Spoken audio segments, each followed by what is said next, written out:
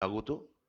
আপনারা দেখতে পাচ্ছেন আমার সঙ্গে উপস্থিত আছেন রাজ্যের মাননীয় মন্ত্রী, আমাদের দলের অত্যন্ত গুরুত্বপূর্ণ নেত্রী শ্রীমতী শশী পাঁজার, যিনি পেশায় একজন চিকিৎসক, এবং আমাদের এখানে উপস্থিত আছেন আরেকজন সাংবাদিক, লেখক এবং আমার এবং শশীদি দুজনেরই বিধানসভার দীর্ঘদিনের গত 5 বছরের আমাদের সহকর্মী, বিজেপির বরিষ্ঠ নেতা, দার্জিলিং কেন্দ্রের বিধায়ক, কার্শিয়াং কেন্দ্রের বিধায়ক, দার্জিলিং লোকসভা কেন্দ্রের, আহ, এবং পদত্যাগী বিধায়ক, কিন্তু সমস্ত অর্থেই বিজেপির সঙ্গে সম্পর্ক ছেদ করে, কেন ছেদ করেছেন না করেছেন, এটা বিষ্ণুপ্রসাদ শর্মা, লেখক, সাংবাদিক এবং ভদ্রলোক। পাহাড়ে কেউ কেউ আমরা দেখতে পাচ্ছি নিজে থেকেই বলছেন যে আমি পাহাড়ের গুন্ডা। তো আমরা কোনো গুন্ডাকে নয়, পাহাড়ের একজন সত্যিকারের ভদ্রলোক, ভদ্র মানুষকে, যিনি মমতা বন্দ্যোপাধ্যায়ের আদর্শে উদ্বুদ্ধ হয়েছেন, অভিষেক বন্দ্যোপাধ্যায়ের ডাকে আমাদের দলীয় সাংগঠনিক সংগঠনের সঙ্গে কথা বলে তিনি স্বইচ্ছায় আজকে তৃণমূল কংগ্রেসে যোগ দিতে যাচ্ছেন। এখন সেই যোগদান পর্ব হবে। আপনারা বিষ্ণুপ্রসাদ শর্মাকে, তাকে আমরা আমাদের দলে আনুষ্ঠানিকভাবে আমরা তাকে বরণ করব, স্বাগত জানাবো, অনেক উষ্ণ অভিনন্দন জানাবো, এবং তৃণমূল পরিবারের তিনি একজন সদস্য হচ্ছেন আজ থেকে। তাকে আমাদের অনেক শ্রদ্ধা, অনেক ভালোবাসা। আমি এই নিয়ে ডক্টর শশী পাঁজাকে দুটো কথা বলার আগে আমি বলবো, একটা কথা বলে নিই। আপনারা আজকে দেখেছেন আমাদের দলনেত্রী মাননীয় মুখ্যমন্ত্রী, তিনি আবার আমাদের প্রধানমন্ত্রী, তিনি বাংলা এবং বাঙালি সংস্কৃতির প্রতি জ্ঞানের আবার আজকে একটা স্বাক্ষর তিনি রেখেছেন, নমুনা তিনি রেখেছেন। তিনি ঠাকুর পরমহংসদেব বা রামকৃষ্ণদেবকে তিনি আজকে স্বামী বলে উল্লেখ করেছেন। এখন আপনারা জানেন যে আমার মুখ্যমন্ত্রী ইতিমধ্যেই সেই নিয়ে দীর্ঘ বড় টুইট করেছেন, এবং এই বঙ্কিমদা থেকে শুরু করে প্রধানমন্ত্রীর যাবতীয় বাঙালি সংস্কৃতি সম্পর্কে কেন এই ধরনের গায়ে পড়ে যেচে একটা অপমান করা, অপমান করাই বলবো, যে যিনি শ্রী শ্রী রামকৃষ্ণদেব বলতে পারতেন, ঠাকুর রামকৃষ্ণদেব বলতে পারতেন, রামকৃষ্ণদেব পরমহংস বলতে পারতেন, কিন্তু তার কি যে যে যে যে বিশেষণ বিবেকানন্দের আগে প্রযোজ্য, সেই বিশেষণ কেন তিনি রামকৃষ্ণদেবের আগে লাগাচ্ছেন তা সত্যি আমাদের কাছে ধোঁয়াশা। নেত্রী এইটা উল্লেখ করেছেন তার টুইটে। সেটাও আমার মনে হয় একবার রাজনৈতিকভাবে আমাদের দলীয় প্ল্যাটফর্ম থেকে সেই নেত্রীর বক্তব্যের সঙ্গে যে আমরা 200 ভাগ রাজনৈতিকভাবে সহমত পোষণ করি, সেটা আপনাদের কোথাও জানিয়ে দেওয়ার দরকার ছিল। সেটা আমরা দিলাম। এবার ডক্টর পাঁজাকে বলবো, ডক্টর পাঁজা যদি দুটো কথা বলেন। আজকে আমরা আমাদের একজন সহযোদ্ধা, যদি বা তিনি নির্বাচিত হয়েছিলেন ভারতীয় জনতা পার্টির দল থেকে 2021-এ, বর্তমানে তিনি কার্শিয়ংয়ের বিধায়ক শ্রী বিষ্ণু প্রসাদ শর্মা, তিনি আজকে সর্বভারতীয় তৃণমূল কংগ্রেসে যোগদান করছেন। আমরা খুবই আনন্দিত, এবং তার অস্বস্তিটা আমরা বুঝতে পারতাম বিধানসভায় তখন তখন যখন ঠিক। আমরা দেখেছি তাকে অস্বস্তি বোধ করত। ভারতীয় জনতা পার্টি কোনো গঠনমূলক বক্তব্য কিংবা তারা কোনো তর্ক বিতর্কে সঠিকভাবে যুক্তি দিয়ে যোগদান করতেন না। তারা গঠনমূলক রাজনীতিতে যে বিশ্বাস করে না, সেটা বিধানসভাতে প্রত্যেকবারই যখন সেশন হতো আমরা দেখতাম। কিন্তু সেই অবস্থায়, সেই পরিস্থিতিতে বিষ্ণুপ্রসাদ শর্মাকে যখন আমরা দেখতাম, যেখানে তিনি বসতেন বিজেপি গ্যালারিতে, তার কিন্তু অস্বস্তি হতো। তারা ওয়াকআউট করলেও তিনি বসে থাকতেন। কখনো কখনো হুইপটা এত জোর দিত যে তিনি বাধ্য হতেন উঠতে। কিন্তু সবসময় তিনি মমতা বন্দ্যোপাধ্যায়কে, মমতা বন্দ্যোপাধ্যায়ের বক্তব্য, বাজেট সবগুলোকে তিনি সমর্থন করেছেন। অত্যন্ত মামাটি মানুষের মতো একটি অত্যন্ত সাধারণ, বলবো কিন্তু অত্যন্ত গুরুত্বপূর্ণ গোর্খা লিডার। উত্তরবঙ্গের তার পরিশ্রম, তার সমস্ত রাজনীতির উৎস সেই জায়গা থেকে। তিনি কৃষক, সুতরাং খুব সাধারণ মাটির মানুষ। মাটির মানুষ আজকে মামাটি মানুষের দলে যোগদান করছেন। আমরা সত্যি খুব খুশি, আনন্দিত। শ্রী বিষ্ণুপ্রসাদ শর্মা নিশ্চয়ই আরো বিস্তারিত বলবেন। মমতা বন্দ্যোপাধ্যায়ের আহ, সঙ্গে তিনি কাজ করতে চান, তৃণমূল কংগ্রেসে যোগদান করে অভিষেক বন্দ্যোপাধ্যায়ের সঙ্গে তিনি কাজ করতে চান, তাদের থেকে দিক নির্দেশ নেবেন। অনেক কিছু তিনি এখন স্বপ্ন প্রত্যাশা যেগুলো দেখতেন, যেগুলো পূরণ হয়নি। ভারতীয় জনতা পার্টি বলে এক, করে একদম বিপরীত, সেটা তিনি বুঝেছেন। এবং এতটাই সৎ, তিনি বলবেন এতটাই সৎ, তিনি মানুষ দ্বারা নির্বাচিত হয়েছিলেন ওই সিম্বলতে। তিনি তাই জন্যে মানুষকে ধোকা না দিয়ে এই টার্মে থাকতে থাকতে অবশ্যই প্রতিবাদ জানিয়েছেন ধ্বংসাত্মক রাজনীতির বিরুদ্ধে ভারতীয় জনতা পার্টির। বিধানসভায় তিনি তার ব্যবহার আচরণ থেকে আমরা বডি ল্যাঙ্গুয়েজ থেকে বুঝেছি।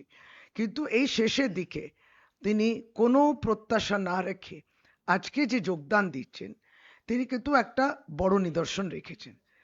Welcome to All India Trinamool Congress Shri Bishnu Prasad Sharma. তাকে আনুষ্ঠানিকভাবে আমরা তার হাতে দলীয় পতাকা তুলে ধরছি। আপনি একটা উত্তরে নিন আর আমার একটা দিন, একটা আপনি পড়ান, পড়ান, আপনি ওকে পড়ান। Thank you.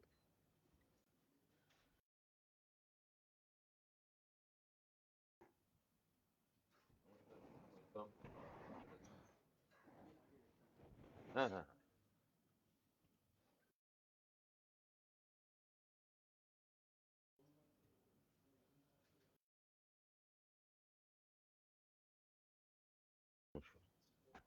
वंदे मातरम। वंदे তৃণমূল बनर्जी जिंदाबाद। জিন্দাবাদ জিন্দাবাদ अभिषेक बनर्जी जिंदाबाद। জিন্দাবাদ জিন্দাবাদ मामाटी मानुष जिंदाबाद। জিন্দাবাদ জিন্দাবাদ তৃণমূল কংগ্রেস জিন্দাবাদ, তৃণমূল কংগ্রেস জিন্দাবাদ।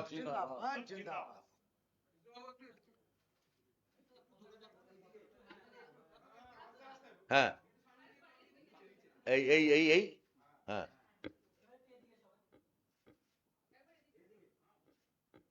সাবাস, থ্যাংক ইউ।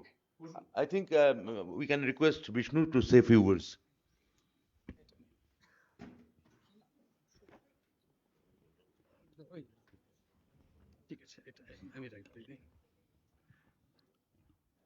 নমস্কার। আমার মিডিয়ার বন্ধুদের সামনে কিছু বলার আগে আপনাদের মাধ্যমে আমি যে জনগণ কার্সিং থেকে আমাকে জিত করে এখানে পাঠিয়েছিলেন, ভিক্টোরি দিয়ে পাঠিয়েছিলেন, আজকে আমি আমার জনগণকে আপনার মাধ্যমে আগে কিছু বলতে চাই। আপনারা যে রাজনৈতিক চিহ্নে আমাকে ভোট দিয়েছিলেন, আমি আপনাদের সম্মান আজকে অবধি রাখলাম। এই কিছুদিন আগে বিধানসভা সেশনটা শেষ হয়ে গেছে, তখনই সেদিনই আমি বলেছিলাম আমি আর মুক্ত পাখি। আমি জনগণের ভোটকে অনাদর করলাম না, জনগণ খারাপ পাবেন না।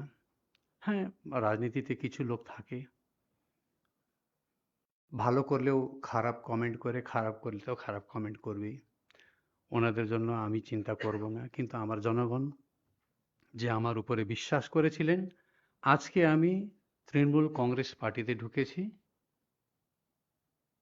আপনাদের যে স্বপ্ন আছে একটা উন্নত সমাজ,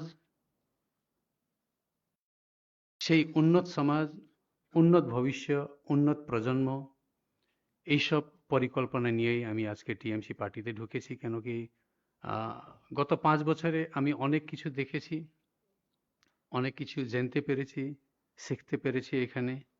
তো আমি এই গত 5 বছরে দেখেছি যদি উন্নয়নের জন্য আমাকে যেতে হবে, আমাকে রাজ্য সরকার যে করতেছে, যে ধরনের একটা পলিসি নিয়ে কাজ করতেছে, আমি জানি আমি যে দলে ছিলাম সেই দল থেকে, কেন্দ্র থেকে টাকা পাঠাইতো না, তার সত্ত্বেও এখানে উন্নয়নের কাজ থামেনি। আমি একটা জিনিস জানতে পারি, গোটা ভারতে যে একটা বিশৃঙ্খল রাজনীতি আছে,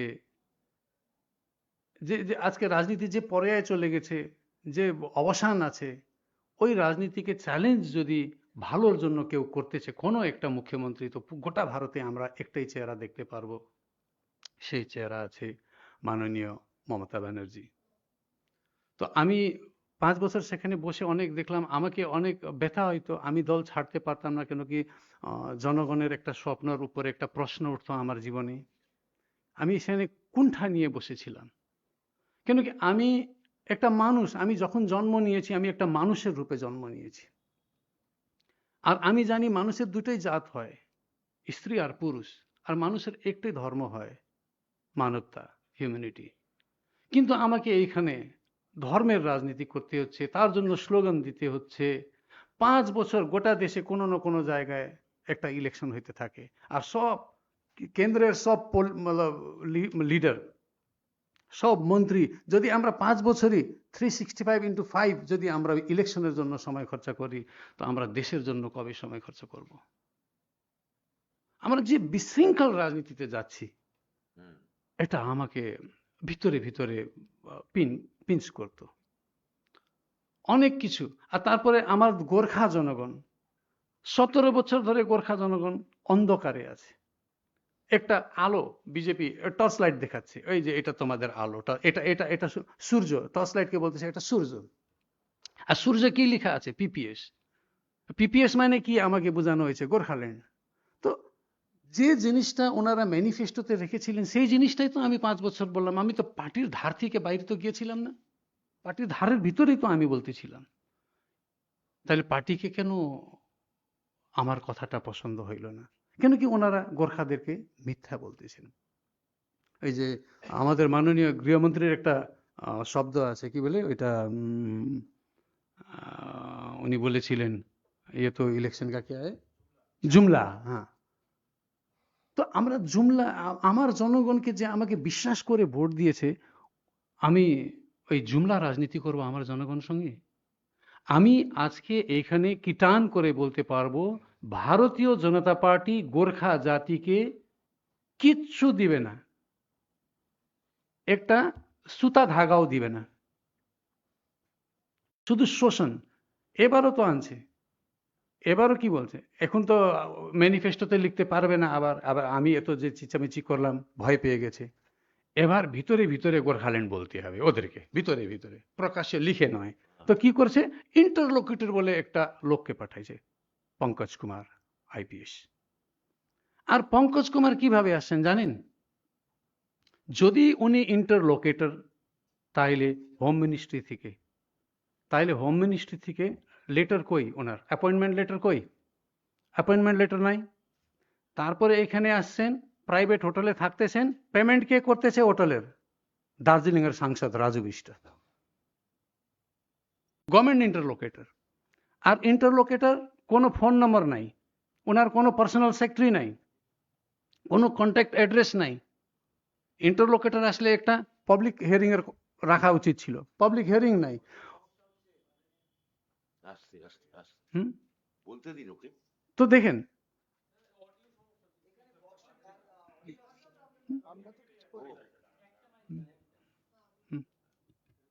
তো ইন্টারলোকেটর মানে, এখন দেখেন ওনার না অফিস আছে,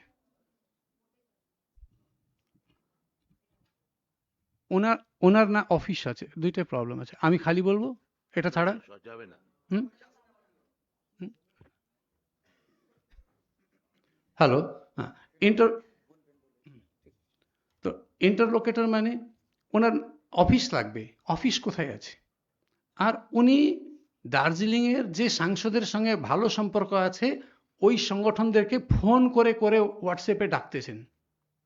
এই নম্বর ইন্টারলোকেটরকে কে দিচ্ছে? তার মানে টোটালি পলিটিক্যাল মোটিভেটেড, ইলেকশনের জন্য আসছে। গোর্খাদেরকে আবার ভ্রান্তি, আবার ভুল বোঝানো হচ্ছে। আমি এটা দেখে সহ্য করতে পারলাম না। আমার লোক, আমার জনগণ যে আমাকে বিশ্বাস করেছে, ওনাদের উপরে একটা অন্যায় হচ্ছে, আমি বিশ্বাস করি। তো বিজেপিকে বিশ্বাস করে দার্জিলিং ডেভেলপও করতে পারতেছি না আমরা, আর ওরা যে প্রতিশ্রুতি দিচ্ছে ওটা পুরোও করতে পারতেছিলাম। তাই এই পর্যায়ে আমি রাজনীতিতে থেকে কি বলবো, কি করব? তখন আমি যে চিন্তা করলাম, আমার চিন্তায় একটাই সলিউশন বেরোয় আসছে। এটা হচ্ছে, দিদি, মাননীয় মুখ্যমন্ত্রী মমতা ব্যানার্জি যে লড়াই লড়ে যাচ্ছেন জনগণের পক্ষে, আমি সেই লড়াইয়ের একটা পার্ট এন্ড পার্সেল হব, এই আমি একটা ডিসিশনটা নিলাম। সেই নেওয়ার পরে আমি আসলাম। এবার দেখেন আমি একটা ছোট্ট জিনিসও বলে দিই আপনাদেরকে।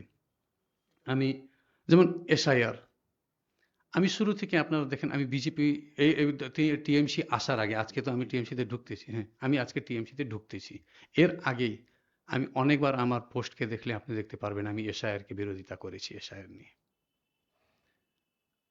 শুরুতে আমি কেন বিরোধিতা, শুরুতে বোঝার আগেই আমি বিরোধিতা করেছিলাম এই এসআইআর। স্পেশাল ইন্টেন্সিভ মানে স্পেশালি করতে হয়, তার উপরে স্পেশাল ওয়ার্ড দেওয়া আছে, হ্যাঁ। তো এই যে এসআইআর করা হচ্ছে, এটা এত শর্ট টাইমে কেন করতেছেন এনারা? এটা তো একটু সময় নিয়ে করা উচিত ছিল।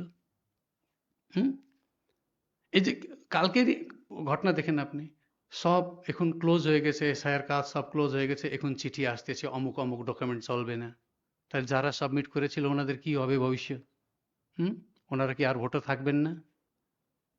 পাহাড়েও অনেক জনগণ এবার বঞ্চিত হবেন, এটা আমি এখনই বলতেছি। দেখেন, এই লড়াই আমি লড়ব। এই এসআইআর টোটালি একটা সুস্থভাবে চলা, ডেমোক্রেটিক ভাবে চলা গভর্নমেন্টকে নীল ডাউন করার যোজনায় এই এসআইআর এখানে লাগু করা হয়েছে, যেটা হবে না। এটা বিহার নয়, এটা পশ্চিমবঙ্গ।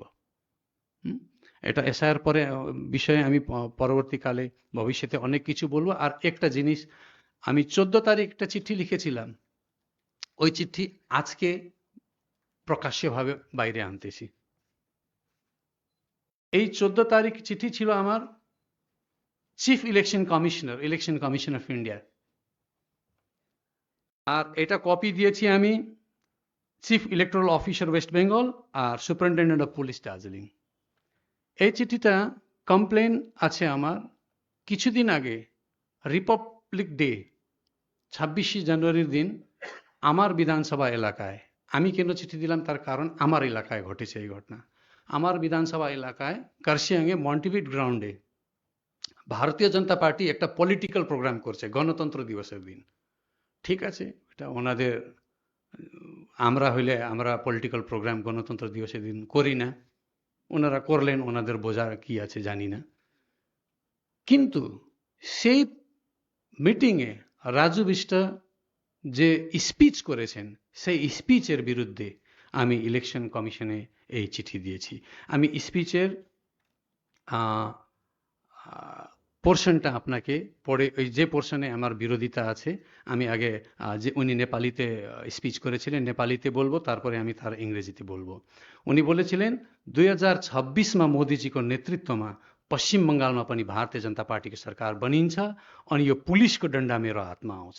सोच्नुहोस् त, त्यो पुलिसको डन्डा मेरो हातमा आउँछ, कस कसले कुटाइ खान्छ त्यो लिस्टमा बादमा बनौला। लामो लिस्ट छ, त्यो लिस्टमा बादमा तपाईँलाई पढेर सुनाउँछु, किनभने अहिले अतिथिहरू आएका छन्, नराम्रो नबज्जा लाग्ला न। এবার আমি আপনাকে ইংরেজিতে বলতেছি, এটা সাংসদের ভাষণ, সাংসদ Raju বিষ্টার। In 2026, under Modi's leadership, the Bharatiya Janata Party will also form the government in West Bengal, and then this police baton will come into my hands. Just think about it. That police baton coming into my hands, who all will get beaten up, I will tell you that list later. It's a long list. I will tell you that list later, because right now guests have arrived. It might not sound good. It might feel unpleasant. উনি বলেছিলেন, আমি এইরকম দলে কিভাবে থাকবো? এটা তো থাকাই যায়। আর তারপরে সেখানে কেউ কমপ্লেন করলো না, কোনো চেঁচামেচি নাই, কোনো দলের কোনো বিরোধিতা নাই। বাপরে, এত উপরে উঠে গেছেন। এই জাস্ট একটা আবার স্পিচ আছে, আমি সবচেয়ে বড় গুন্ডা। উনি বলেছেন, হ্যাঁ হ্যাঁ, নিজের পরিচয় দিচ্ছেন উনি, আমি একটা গুন্ডা। তো এবার দেখেন, এই গুন্ডা রাজনীতি থেকে তো আমাকে আমার গোর্খা জনগণকে বাঁচাইতে হবে। আমরা তো একটা সুস্থ সমাজ পরিকল্পনা করে রাজনীতিতে ঢুকি, গুন্ডামি করার জন্য ঢুকি না আমরা। তো এখন আমি একটাই জিনিস দেখতে পারলাম, পশ্চিমবঙ্গে যদি সবাইকে সুস্থ করতে হয়, ঠিক করতে হয়, একটা ভালো সমাজকে গড়ে তুলতে হয়, তখন আমাদেরকে এই বিজেপিকে এখান থেকে তাড়াইতে হবে। এই একটা ডিসিশন নিয়ে আমি তৃণমূল পার্টি জয়েন করেছি। অনেক কিছু আছে বলার, আজকে সময় একটু অভাব আছে, আমাকেও কোথায় যেতে হবে, দিদিকেও কোনো জায়গায় যেতে হবে, দাদাকেও যেতে হবে। তো আপনারা শর্টে কিছু জিজ্ঞাসা করতে চাইলে। এক সেকেন্ড ছোড়ো। হুম। সেটা হচ্ছে তার মানে খুব নাটশেলে যেটা বিষ্ণুপ্রসাদ শর্মা বললেন, এক, বিজেপি ধর্মীয় সংকীর্ণ রাজনীতি করে, ধর্মবিদ্বেষের দিকে গোর্খা জনগণকে ঠেলে দিয়েছে। দুই, বিষ্ণুপ্রসাদ শর্মা বললেন যে বিজেপি মিথ্যা প্রতিশ্রুতি দিয়েছে পশ্চিমবঙ্গবাসী এবং পাহাড়বাসীকে, গোর্খাদের। গোর্খাল্যান্ড নামে একটা মূলো বা ধোকার টাটি তারা বছরের পর বছর ঝুলিয়ে রেখেছে, এবং গোর্খাল্যান্ড কখনোই বিজেপি এই লাগু করবে না, এটা তাদের একটা জুমলা। এইটা বিষ্ণুপ্রসাদ শর্মা বললেন। এবং তিন, বললেন যে বিজেপি ওখানে একটা গুন্ডার সংস্কৃতি পাহাড়ে আমদানি করতে চান। এই গুন্ডার সংস্কৃতি থেকে পাহাড়ের জনগণকে যদি কেউ বাঁচাতে পারেন, তার নাম মমতা বন্দ্যোপাধ্যায়, যিনি উন্নয়নের দিয়ে সত্যিকারের যে পাহাড় হাসছে যে স্লোগানটা মমতাদি দিয়েছিলেন, সেই হাসিতে সামিল হতে চান বিষ্ণুপ্রসাদ শর্মা। এইটা হচ্ছে তিনটে। এবার আপনার প্রশ্ন করুন। বিষ্ণুদা, হ্যাঁ, একজন একজন করে আপনি বিষ্ণুদা বলুন। এক মিনিট। বিষ্ণুদা, বিজেপিতে যোগদান করবার আগে হুম। আপনি বিমল গুরুংয়ের অন্যতম সহযোগী ছিলেন ছিলাম। এবং সেই সময় থেকে আপনি গোর্খাল্যান্ডের দাবিতে সরব থেকেছেন। বিজেপির বিধায়ক হওয়ার পরেও আপনি রাজ্য বিজেপির সঙ্গে বারংবার এই বিতর্কে এসেছেন যে কেন গোর্খাল্যান্ডের দাবিতে বিজেপি সরব হচ্ছেন না। ঘোষিতভাবে তৃণমূল নেত্রী মমতা বন্দ্যোপাধ্যায় দার্জিলিং এর মাটিতে দাঁড়িয়ে বলেছিলেন যে তিনি সমস্ত উন্নয়ন করবেন, কিন্তু এই বিচ্ছিন্নতা বা গোর্খাল্যান্ডের দাবিকে তিনি কোনোদিনই মানবেন না। তারপর বারংবার আমরা দেখেছি দার্জিলিং এ মমতা বন্দ্যোপাধ্যায় গেছেন। বিষ্ণুপ্রসাদ শর্মা, আপনি কি এখনো গোর্খাল্যান্ডের দাবিতে অনড় আছেন? আর যদি না থাকেন তাহলে সেই সময় গোর্খাল্যান্ডের দাবিতে অনড় থেকে এই আন্দোলনে আপনি ছিলেন, আজকে আপনি কি সরে আসছেন? এটা একটু বিশদে বলবেন। আমি আপনাকে স্পষ্টভাবে বলতে চাই, আমি 1 বছর গোর্খা জনমুক্তি মোর্চাতে ছিলাম, তখনও আমার এই দাবি ছিল। কেন? গোর্খা জনমুক্তি মোর্চা তখন বিজেপির সঙ্গে ছিল, বিজেপির দাবি ছিল এটা। আমাদেরকে স্বপ্ন দেখাইছে, ওই স্বপ্নর উপরে বিজেপির যে ম্যানিফেস্টো, আমি ম্যানিফেস্টোর উপরে বলেছি কালকে আমি রাজনীতি করব, তৃণমূল কংগ্রেস যে ম্যানিফেস্টো বের করবে সেই ম্যানিফেস্টোর উপরে আমি রাজনীতি করব। আমি যে লেখা আছে, যে প্রিন্টে আছে, তার উপরে যাব আমি। ওটা তো বিজেপির সাবজেক্ট ছিল। তো আপনি সুষমা স্বরাজ ভাষণ শোনেন, আপনি ইসের ভাষণ শোনেন, কি বলে, লয়ার ছিলেন উনি, অরুণ জেটলির অরুণ ভাষণ জেটলি। শোনেন, হ্যাঁ আপনি শুনেন, ওনারা বলেছেন, প্রতিশ্রুতি দিয়েছেন, প্রতিশ্রুতি দেওয়ার পরে আমরা কি চাইবো না সেখানে বসে? আমি তো কোথায়, আপনি তার আগে আপনি উনি তো আমাকে পরিষ্কার কোন বলেছেন ইয়ারে এটা দেখেছেন? বিজেপির আমি প্ল্যাটফর্ম। শুধু 1 বছর গোজামুমে ছিলাম, তারপরে আমি বিজেপিতে। তার আগে আপনি আমাকে কবে কবে কোথায় দেখেছেন এই আপনি বিষয়ে? বলুন, আপনি বলুন। मुख्यमंत्री ममता बनर्जी जब से एसआईआर शुरू हुआ है तब से उन्होंने विरोध प्रदर्शन कर रही है, जी। यहाँ से लेकर सुप्रीम कोर्ट तक गई। और आपने कहा कि ममता बनर्जी विकास कर रही है, डेवलपमेंट कर रही है, और आप एसआईआर का विरोध कर रहे हैं।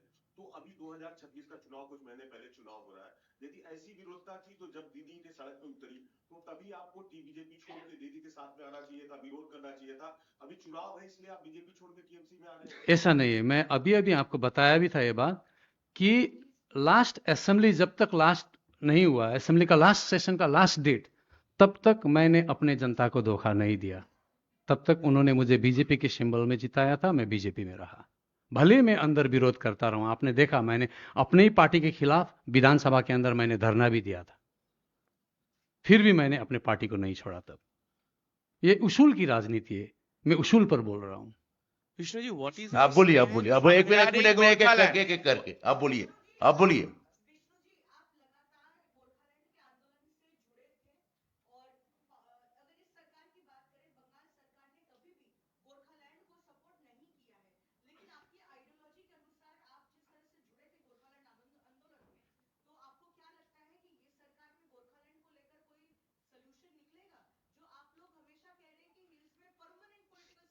सबसे पहले आपको एक चीज बता दूं, ये सब्जेक्ट किसकी है? एक सेंट्रल सब्जेक्ट होता है, एक स्टेट सब्जेक्ट होता है, स्टेट कंकरेंस लिस्ट और central concurrence list.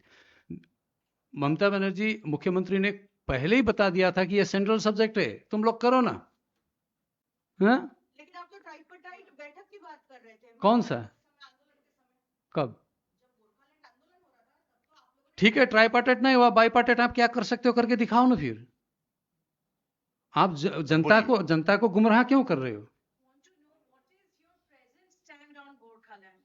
Because right now you have joined a new party, definitely, but your stand was. मैंने I think he has cleared already. मैंने 5 साल घोषणा पत्र में जो था वो मैंने बोला, अपने पार्टी के खिलाफ मैंने धरना भी दिया, मैंने अपने मैनिफेस्टो के ऊपर रहा। मैनिफेस्टो का टाइमलाइन खत्म हो गया लास्ट असेंबली के साथ, अब मैं नई टाइमलाइन पर काम करूंगा। और कोई? आपका जो गोरखालैंड का नारा है, उस नारा में आप ये मैंने आपको बता दिया, मैं नई टाइमलाइन के साथ काम करूंगा। अब ये तो दीदी तय करेगी। हमारी लीडर आज से वो है, आज से मेरी लीडर दीदी है। अब दीदी जो तय करेगी मैं वो करूंगा। पहले नरेंद्र मोदी जी ने जो तय किया था, नड्डा साहब ने जो तय किया था, अमित शाह जी ने जो तय किया था, उस पर काम किया मैंने। अब दीदी जो तय करेंगी उस पर काम करूंगा। अपनी सीट बचा नहीं पाते? टिकट के लिए कौन राजनीति करता है? मैं उसूल की राजनीति कर रहा हूं। कल टीएमसी मुझे टिकट नहीं भी देगा तो मैं फिर पार्टी छोड़ के जाने वाला नहीं हूं। आप देखेंगे ये 26 बस 2 महीने के अंदर सब कुछ आपको क्लियर हो जाएगा। Thank you. और कोई? हाँ, बोलो बोलो बोलो। अभिप्राय हाँ। प्रधानमंत्री ने जिस रामकृष्ण परमहंस आपको শশীদি এটা আপনি হিন্দিতে বলে দিন উত্তর।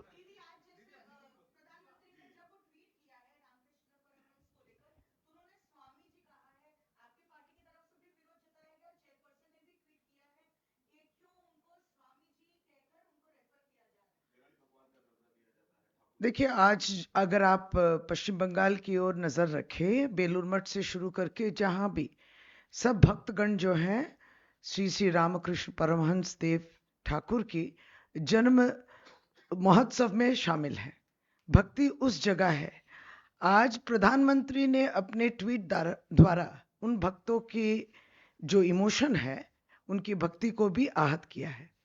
दरअसल बात यह है, ममता बनर्जी क्यों इस बात को लिखी, क्योंकि बंगाल के लिए नरेंद्र मोदी या भाजपा को कोई समय नहीं है, उनके हाथ में समय नहीं है। वो एक खुजरा एक ट्वीट दे दिए, छोड़ दिए।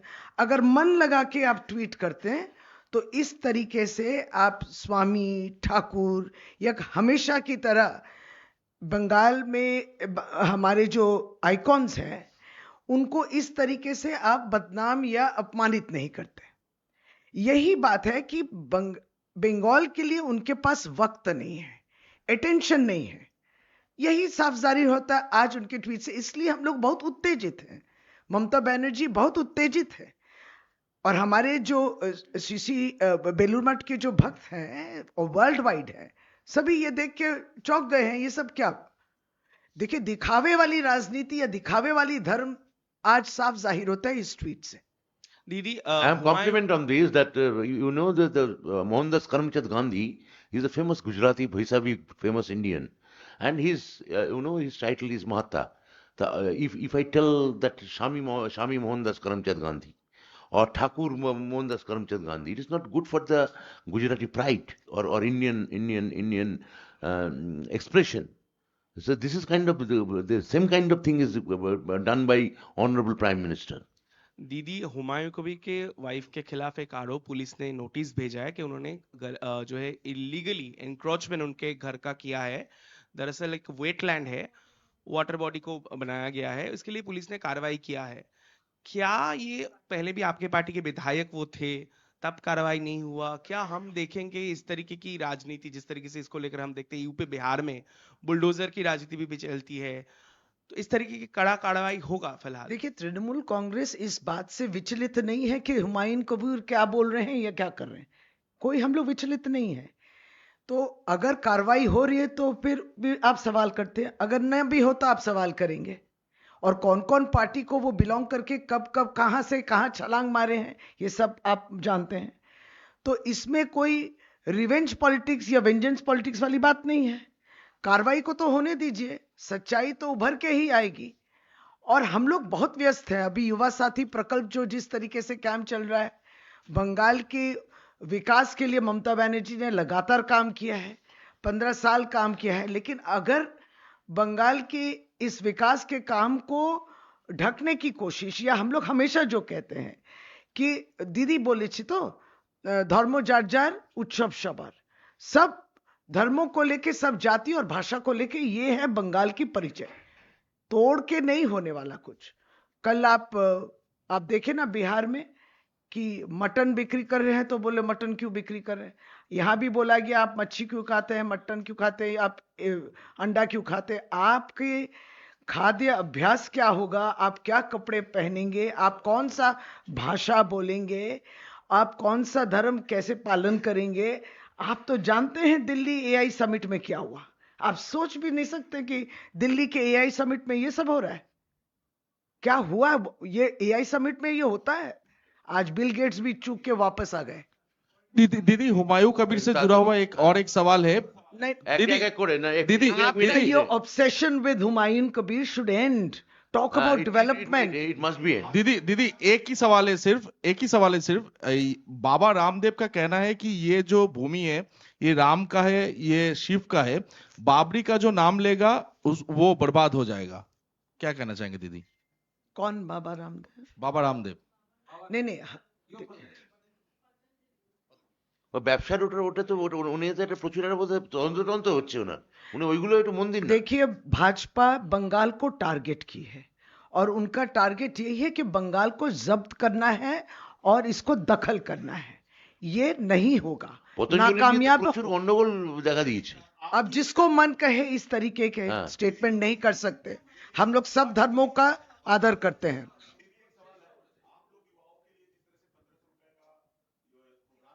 चल रहा है, युवा साथी शुरू हो गया है।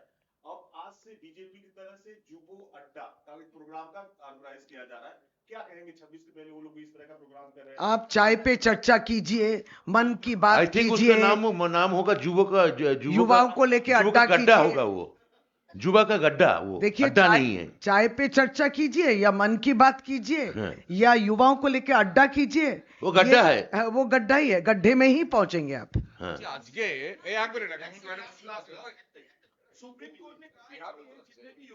এটা বাংলায় প্রশ্ন হোক, বাংলায় ফিরে এসো বাবা।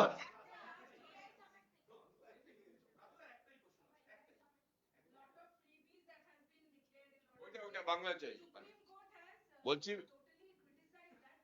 এটা বাংলা চাই Money has been spent. বলছি, খয়রাতি সংস্কৃতি নিয়ে আজকে সুপ্রিম কোর্ট প্রশ্ন তুলেছেন।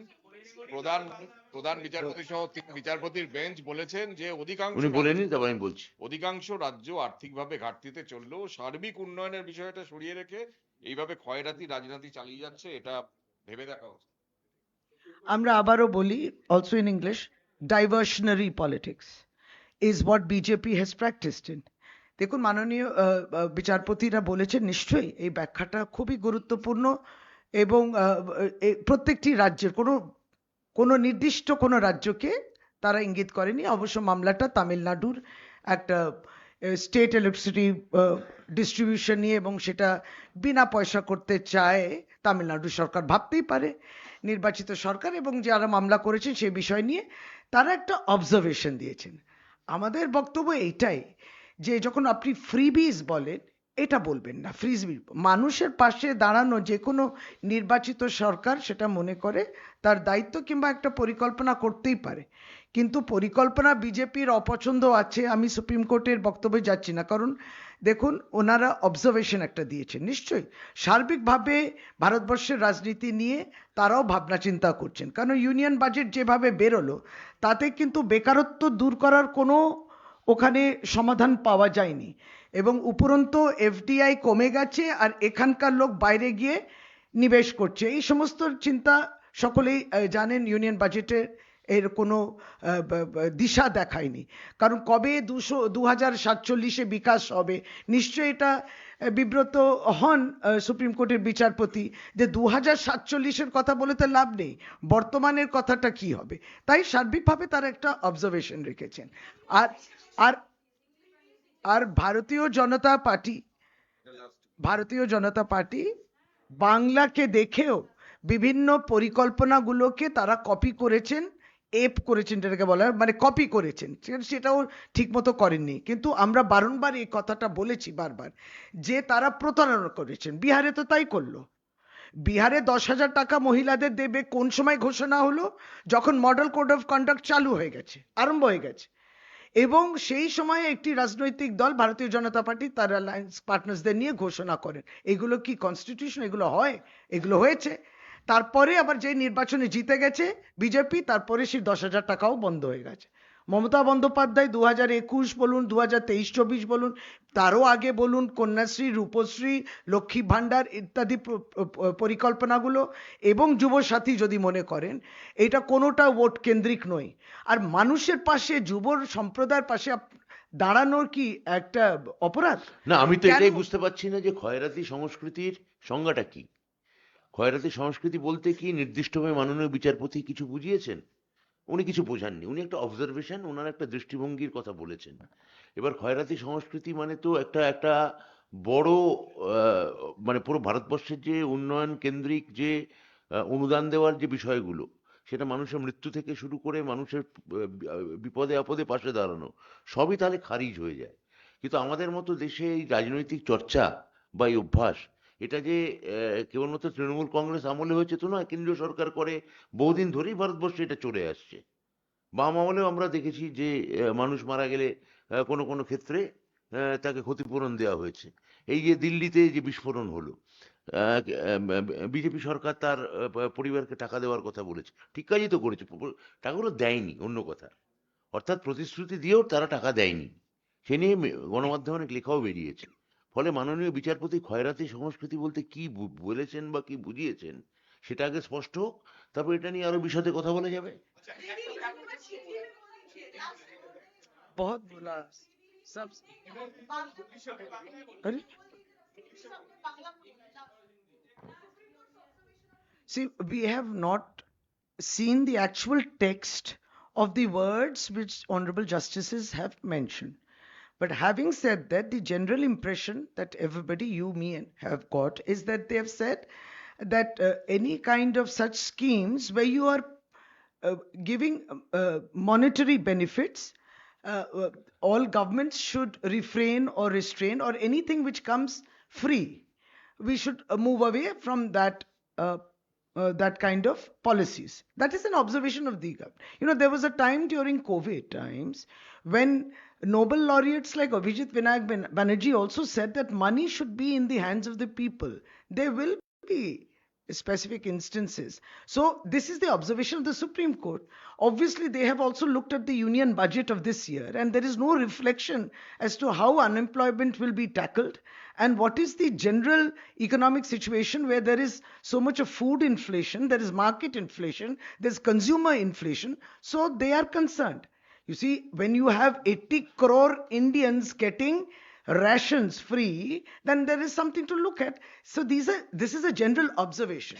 There is no particular state that they have indicated.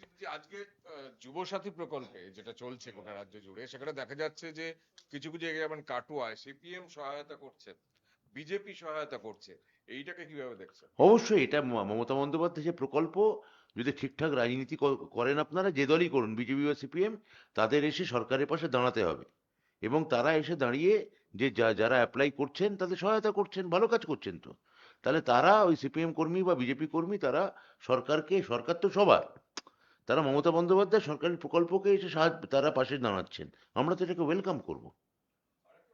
কালকে যে আইপ্যাক মামলায় সেখানে ইডি তার হলফনামায় কয়েকটা চাঞ্চল্যকর অভিযোগ করছে, দাবি করছে একটা হচ্ছে মুখ্যমন্ত্রী যে নথিগুলো নিয়ে গেছে সেগুলো শুধুমাত্র তৃণমূল কংগ্রেসে ছিল কিনা সেটা। দেখুন, এটা নিয়ে 18 তারিখ মামলা শুনানি আছে। 18 তারিখে এটা মানে আমার মনে হয় যে এটা আইনি মোকাবিলা হওয়াই ভালো। এটা আমাদের এখান থেকে দাঁড়িয়ে এখানে কথা বলার মানে নেই। Yes, done. No. এটা শেষ করি এবার।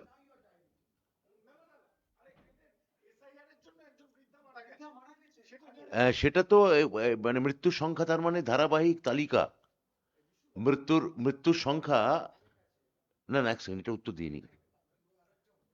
ও না, মৃত্যুর সংখ্যা আরো বাড়ছে।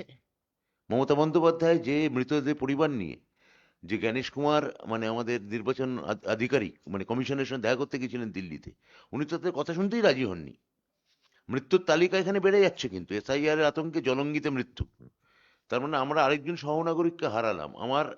আমাদের নেতা অভিষেক বন্দ্যোপাধ্যায় টুইট করে বলেছেন যে আর কত মৃত্যু দেখতে চায় নির্বাচন কমিশন। তাহলে এসআইআর করা মানে কোনো রাজ্যে একটা মৃত্যু মিছিল তৈরি করা, জলঙ্গি তার একটা সাম্প্রতিক আরেকটা সংযোজন, আর প্রশ্ন নয়। রামকৃষ্ণদেবকে স্বামী বলা এবং তা নিয়ে প্রতিবাদ করেছেন মমতা বন্দ্যোপাধ্যায়। সুকান্ত মজুমদার বলছেন 25 সালেও এটা বলেছেন অবাঙালিরা সাধারণত সাধু সন্তদের স্বামী বলে উল্লেখ করেন, কিন্তু তখন ভোট ছিল না। আপনারা রাজনীতির কারণে এটাকে সমালোচনা করছেন যাতে ভোটে আপনারা দেখুন, এটা তার মানে বোঝা যায় উনি রামকৃষ্ণদেবও জানেন না। রামকৃষ্ণদেব সন্ন্যাসী ছিলেন না। রামকৃষ্ণদেব একজন গৃহী এবং তিনি কালী ভক্ত ছিলেন, এবং যিনি একজন আমি বলতে পারি যে তিনি একজন উপাসক। তাহলে মানে তিনি মানে 2025 সালে যদি তিনি উল্লেখ করে থাকেন, তিনি কি টুইট করেছিলেন? সেটা টুইটটা তুলে দেখাও তাহলে। চলি শেষ করি।